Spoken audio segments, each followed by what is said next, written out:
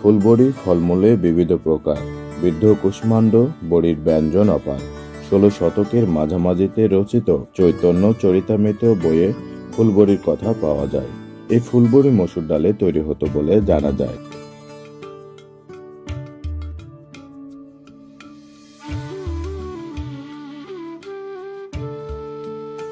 এ থেকে বোঝা যায় আমাদের অঞ্চলে খাবারে বড়ির উপস্থিতি বেশ প্রাচীন।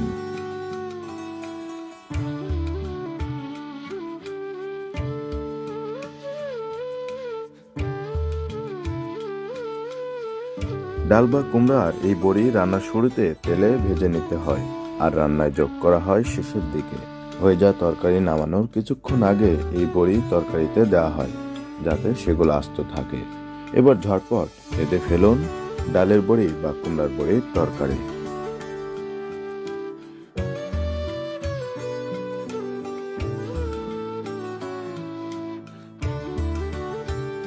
উঠিয়া উপজেলার কাশিয়াপুকুর গ্রামে প্রায় সবার কয়েক পুরুষের পেশা কুমড়ার বড়ি বানানো।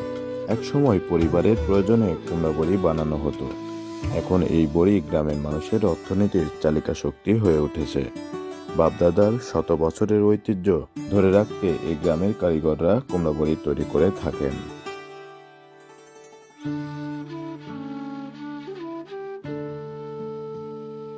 শীতকালে এ গ্রামে প্রবেশ করতে চোখে পড়ে চাটাইয়ের ওপর সারি করে বিছানো সাদা মাসকলাইয়ের কুমড়া বড়ি। বেশিরভাগ নারীরা বাড়ির আঙিনায় দল বেঁধে বড়ি তৈরি কাজ শুরু করে দেন খুব ভোর থেকেই।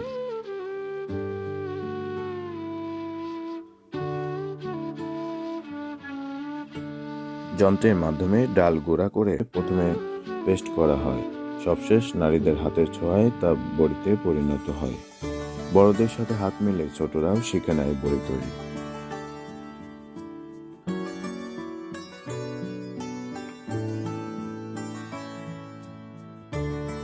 বড়ি বানানোর জন্য প্রথমে মাসকলাই রোদ্রে শুকিয়ে ভেঙে খোসা ছাড়িয়ে নিতে হয়। এরপর তা সারা রাত পানিতে ভিজিয়ে রাখা হয়। খুব ভোরে তা মেশিনে দিয়ে পেস্ট করা হয়। পাকা চাল কুমড়ার কুচি কুচি করে কাটা অংশ শিলপাটায় বেটে নিয়ে ডাল ও কুমড়ার মিশ্রণ তৈরি করে আরেকটি মেশিনে দিয়ে ভালোভাবে ফেটানো হয়ে থাকে। এই কাজগুলো মোটেই সহজ কোনো ব্যাপার নয়।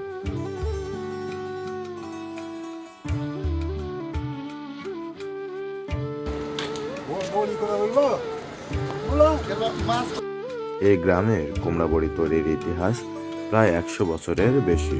এখানকার বড়ির চাহিদা দেশের বিভিন্ন জেলায় রয়েছে। ফলে এখন